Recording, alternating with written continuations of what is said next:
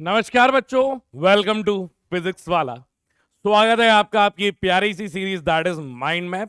और आज मैं लेकर के आया हूं आपके लिए आपसे भी सादा सुंदर lecture that is electrostatic potential and capacitor. हाँ सर, इलेक्ट्रोस्टैटिक वाला पार्ट तो हम कर चुके थे। इलेक्ट्रोस्टैटिक वाला पार्ट कंप्लीट करने के बाद यही एक इंपॉर्टेंट पार्ट हमारा रह जाता है, क्योंकि इसके बाद तो हम लोग अपना करंट एंड इलेक्ट्रिसिटी और मैग्नेटिक इफेक्ट ऑफ करंट तो कंप्लीट कर ही चुके हैं मैग्नेटिज्म के साथ। क्लियर है? हाँ सर। तो स्टार्ट करते हैं बेटा। सबसे पहले अपन समझते हैं किसको, पोटेंशियल एनर्जी को। पोटेंशियल एनर्जी क्या समझाई थी बेटा? जहां जहां वर्ड आप पोटेंशियल सुनते हो, स्टार्टिंग में ही आपको बता दिया जाता है कि बेटा पोटेंशियल एनर्जी मेनली आप तीन जगह सुनने वाले हो। जहां पे आप लोगों ने एक स्प्रिंग पोटेंशियल सुना था तो पोटेंशियल एनर्जी आई थी हमारे पास।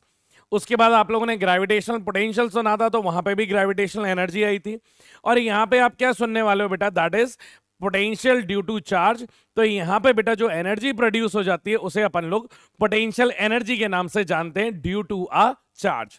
कैसे डिफाइन किया गया है बेटा? जब हम कोई वर्क करते हैं एक चार्ज को इंफिनिटी से लेकर के उस पॉइंट तक लाने में, उसको बेटा अपन ने किस टर्म में स्टोर हो जाता है? एज एनर्जी स्टोर हो जाता है। बिकॉज वी नो कि work and energy are interconvertible. तो यहां पे बेटा पोटेंशियल एनर्जी का जो फॉर्मूला आएगा that is equals to minus of work done by conservative force and plus work done by external force.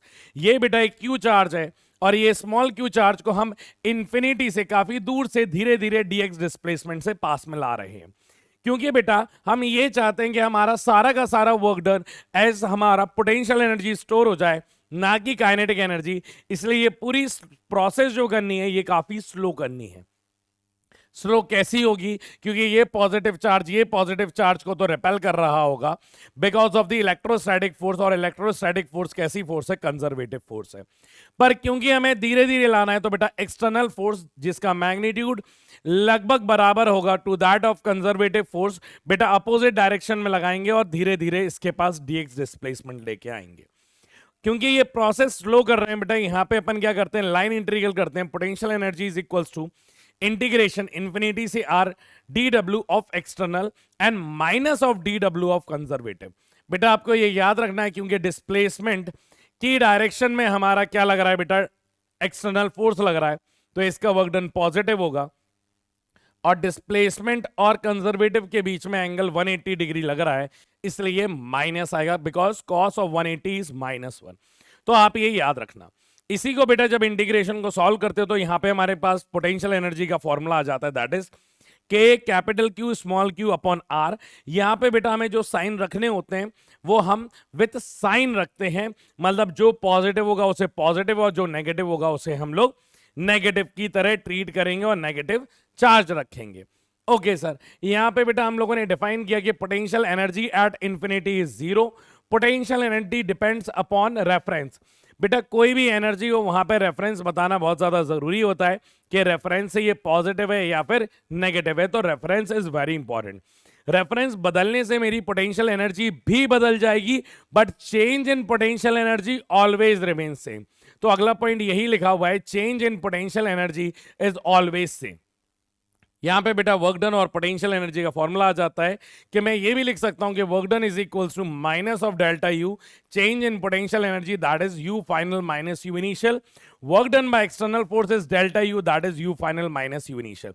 Conservative में याद रखना बेटा यहां पे माइनस का साइन आता है, this is very important. Okay sir, इसके बाद जैसे ही अपन ये सीख लेते बेटा तो यहां पे हमारा अलग अलग यूज आता है कि पोटेंशियल एनर्जी को और कहां कहां किस तरीके से हम लोग न्यूमेरिकल में इस्तेमाल करते हैं। तो याद करो बेटा, हम लोगों ने कुछ ऐसे टाइप के क्वेश्चंस करे जहां पे डिफरेंट चार्जेस को हम लोगों ने डिफरेंट अरेंजमेंट में रख दिए हैं और उस सिस्टम की पोटेंशियल एनर्जी निकाली है।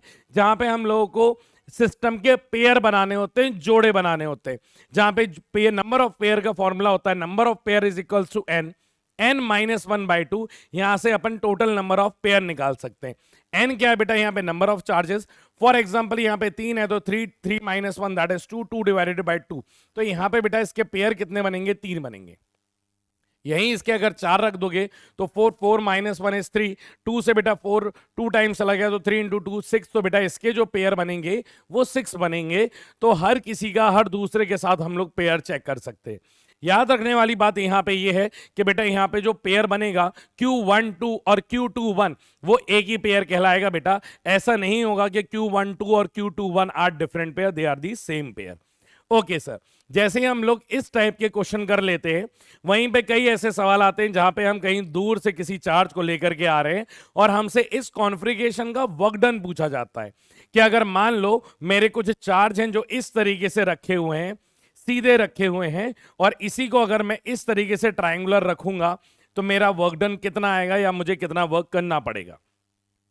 तो यहाँ पे बेटा आप लोगों को सिखाया जाता है कि इनिशियल जो आपकी कॉन्फ़िगरेशन दिया है, इनिशियल कॉन्फ़िगरेशन देखो, फिर आप फाइनल कॉन्फ़िगरेशन देखो, उनकी पोटेंशियल एनर्जी निकालो, और अगर कंजर्वेटिव का लगाना है तो minus final potential energy of the system minus initial potential energy of the system, और वर्क डन बाय एक्सटर्नल निकालना है तो बेटा इसी का क्या लिख दोगे, that is final potential energy of the system minus initial potential energy of the system आप कर दोगे।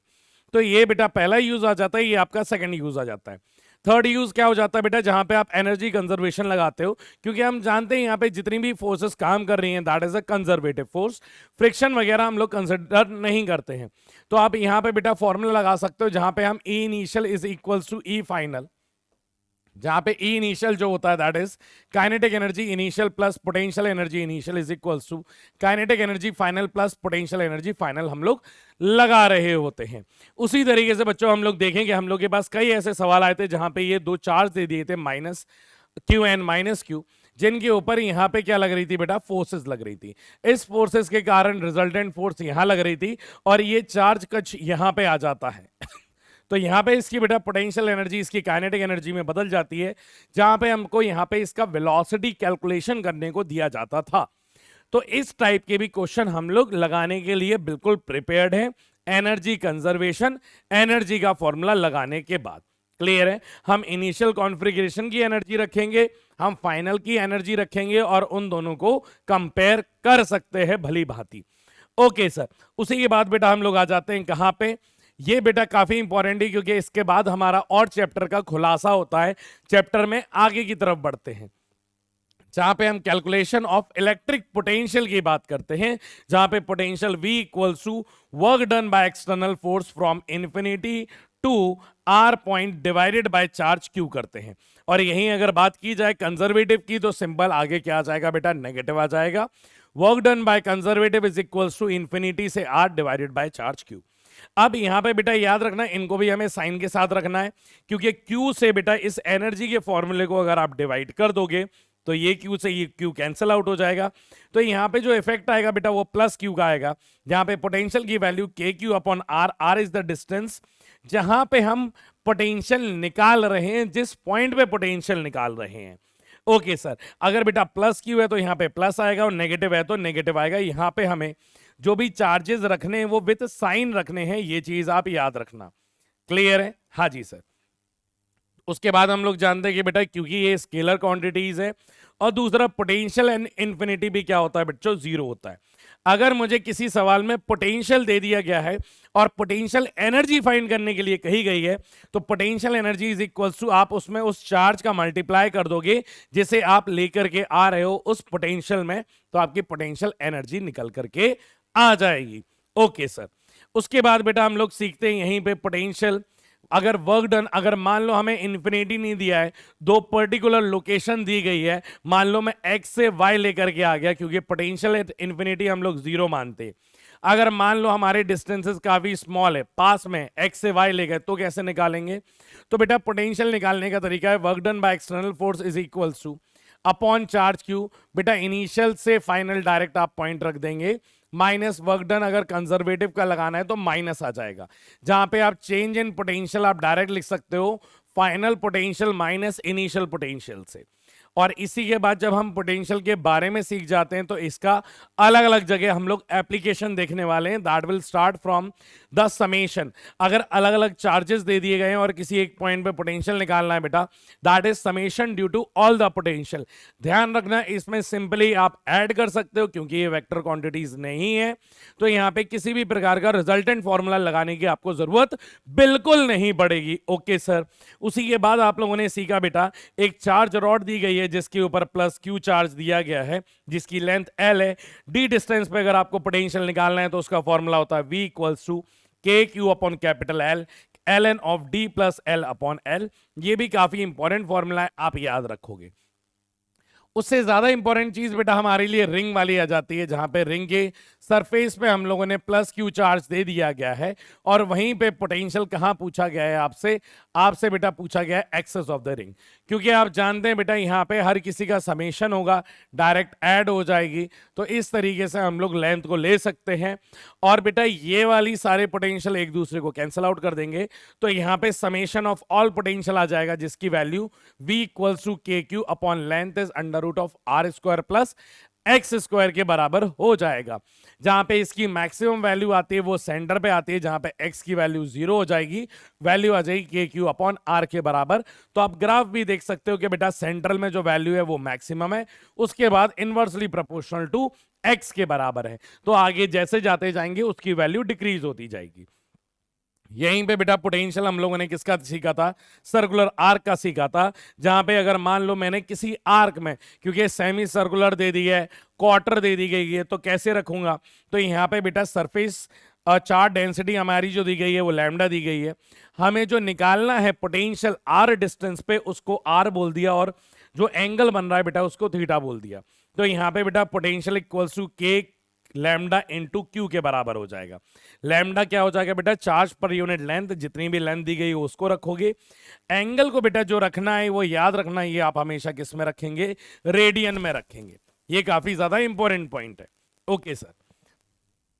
उसी के बाद बेटा हम लोग आगे जैसे ही चलते तो हम लोग शेल्स के बारे में पढ़ते हैं और स्फेरिकल कंडक्टर के बारे में पढ़ते हैं। जैसे ही हम लोगों ने पहलापन देखेंगे तो बेटा potential due to charge on shell, बेटा शेल हमारी हॉलो और सॉलिड हॉलोड शेल आ जाएगी बेटा, कंडक्टिंग नॉन कंडक्टिंग दोनों आ जाएंगी, और कंडक्टिंग स्फीयर, क्योंकि बेटा इन सारे के सारे केसेस में हमारा जो चार्ज रहता है वो कहाँ पे रहता है सर, सरफेस पे रहता है। और जब चार्ज सरफेस पे रहता है बेटा, when R is greater than R, मतलब आउटसाइड का पॉइंट है, तो potential equals to K Q upon R के बराबर होता है।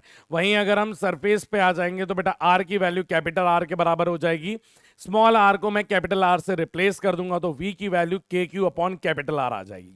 और जैसे ही हम अंदर जाते हैं बेटा, जो इनसाइड और सरफेस की वैल्यू जो रहती है वो एग्जैक्टली क्या रहती है बेटा, एग्जैक्टली सेम रहती है, क्योंकि अंदर कोई चार्ज ही नहीं है।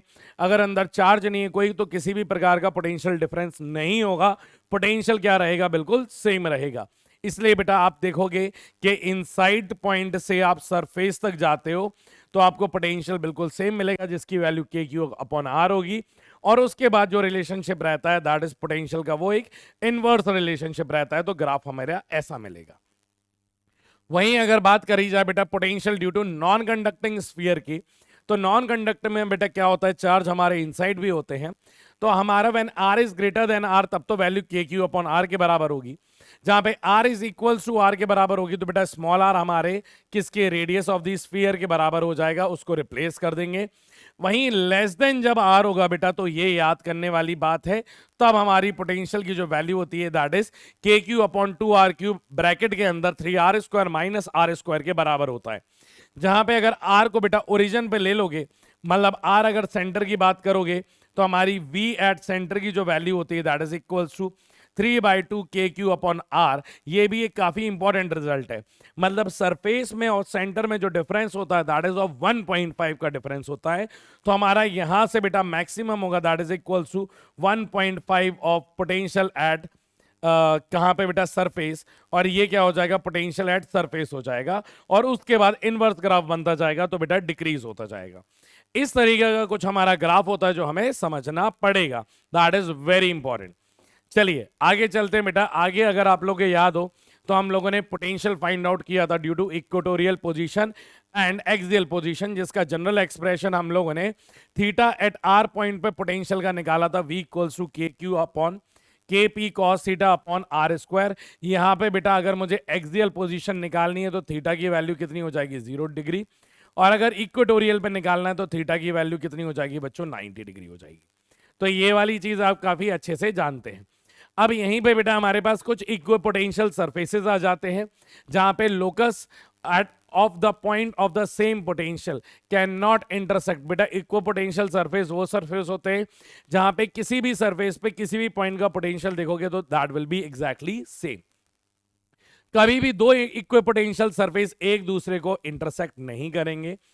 क्यों नहीं करेंगे? सेम पॉइंट है, क्योंकि अगर उस पॉइंट पे इंटरसेक्ट करेंगे तो वहां पे हमें इलेक्ट्रिक फील्ड की दो डायरेक्शन मिल जाती है, क्योंकि electric field perpendicular to the electric equipotential surface. बेटा इलेक्ट्रिक फील्ड हमेशा इक्विपोटेंशियल सरफेस के परपेंडिकुलर होती है, that is very important point. Work done in moving a charge Q is zero. बेटा वर्क डन इसलिए जीरो होता है क्योंकि आपने अभी बोला था कि वर्क डन जो होगा वो डेल्टा वी के बराबर होगा। अगर वहां पे कोई पोटेंशियल डिफरेंस नहीं है तो पोटेंशियल डिफरेंस नहीं तो वर्क डन भी क्या होगा? जीरो कैलकुलेट होगा, because there is no change in potential.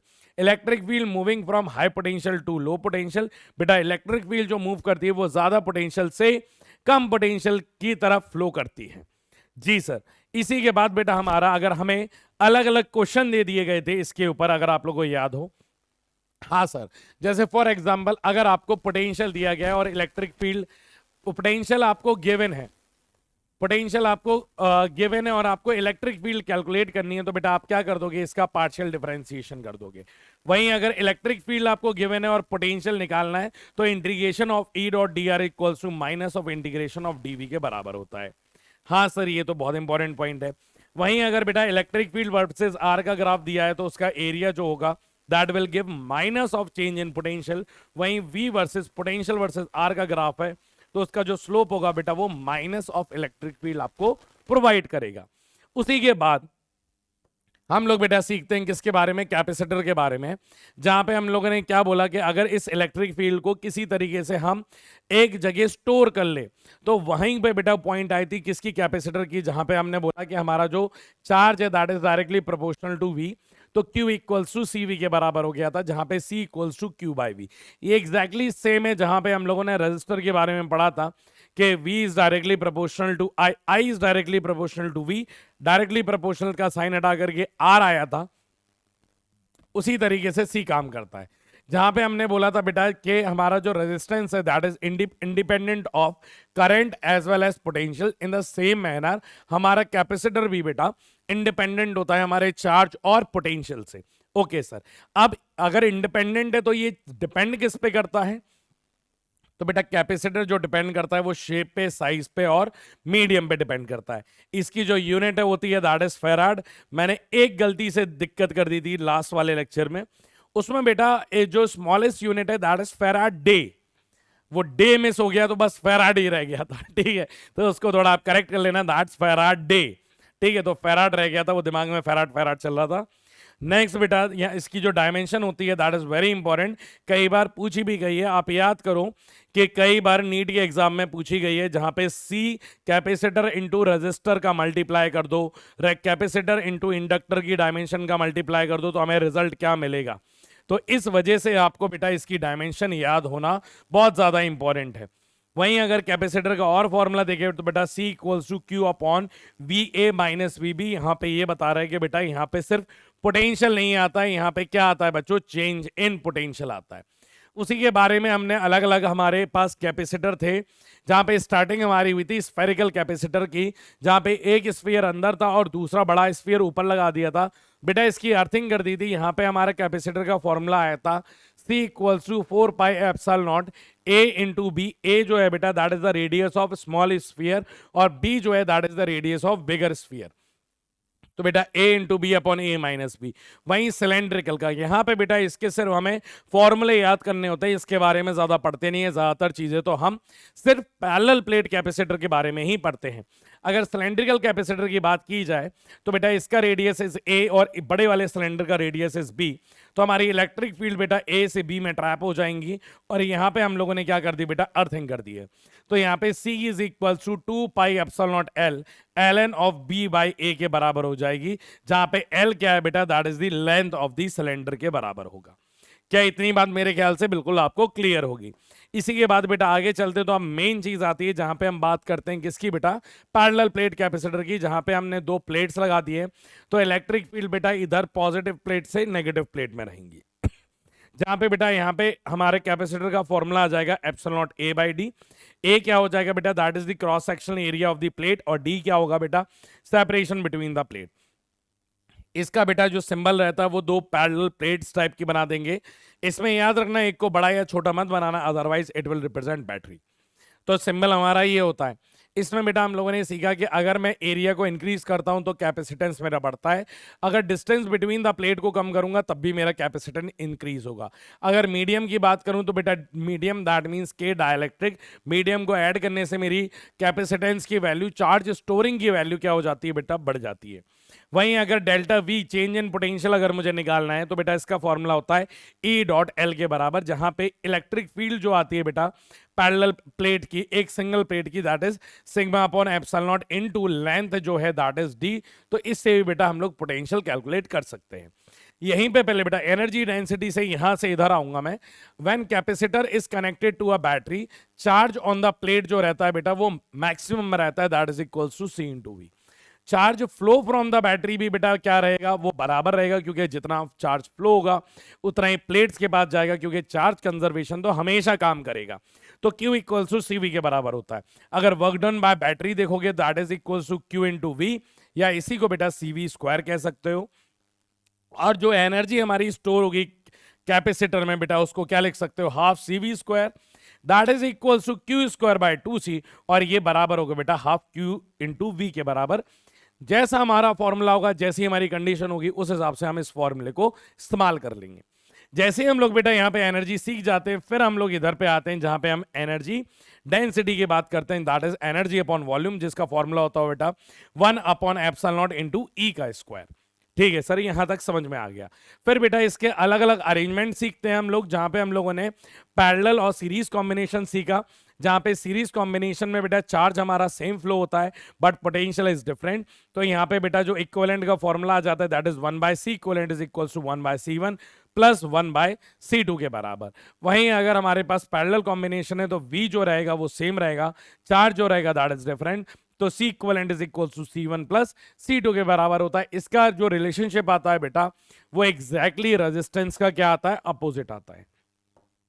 वहीं अगर मैं बात करूं बेटा इसके अलग अलग एग्जाम्पल की, जहां पे आपने इस टाइप के क्वेश्चंस करे होंगे, जहां पे ये बीच में व्हीट स्टोन ब्रिज का अरेंजमेंट दे दिया होगा, जहां पे C1 upon C2 is equals to C1 upon C2 equals to C3 upon C4 के बराबर, और इसको कंपेयर कर लिया था जैसे अपन करंट में सॉल्व कर रहे थे अपने क्वेश्चंस को।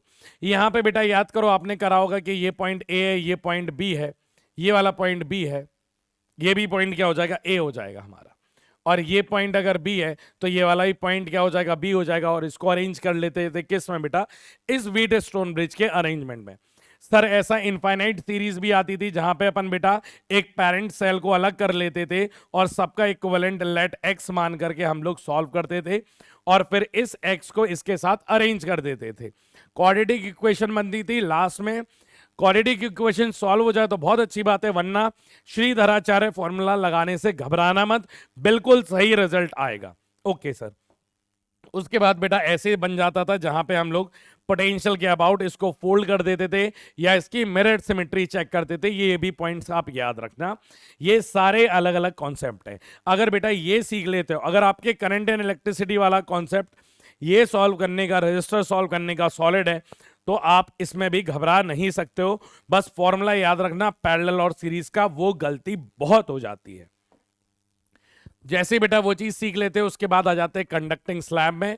अगर बेटा मेरी कंडक्टिंग स्लैब की वैल्यू है तो capacitance equals to epsilon not A upon D minus T होता है, और कैपेसिटर विद डायलेक्ट्रिक्स की बात की जाए तो C equals to epsilon not A upon D minus T plus K के बराबर होता है। वहीं अगर बात करो, याद करो, डाइलेक्ट्रिक इंसर्ट करते थे with battery and without battery. With battery में बेटा जो एक चीज सेम रहेगी, that is potential remain same. Capacitance जो है वो के टाइम्स बढ़ जाएगा, चार्ज जो है वो के टाइम्स इंक्रीज हो जाएगा, एनर्जी के टाइम्स बढ़ जाएगी। Electric field remain same and potential will also remains same. वहीं अगर विदाउट बैटरी की बात की जाए तो यहाँ पे बेटा चार्ज सेम रहेगा, बिकॉज चार्ज इज कंजर्व्ड, सीज होगा, कैपेसिटेंस वो के टाइम्स बढ़ जाएगा। इलेक्ट्रिक फील्ड जो होगी बेटा वो के टाइम्स घट जाएगी, पोटेंशियल जो होगा वो भी के टाइम्स घट जाएगा, और एनर्जी भी हमारी के टाइम्स घट जाएगी। क्लियर है बच्चों? हाँ सर। तो ये चैप्टर में बेटा यहीं तक इंपॉर्टेंट बातें हैं, काफी सिंपल और काफी आसान तरीके से सारी की सारी इंपॉर्टेंट चीजें आपको बता दी गई हैं। तो मेहनत करें, पढ़ाई करें, एग्जाम की डेट बिल्कुल आ गई है, अपनी लगन और मेहनत पे कायम रखें। मिलते हैं अपने अगले लेक्चर में, तब तक के लिए नमस्ते, सी यू सून।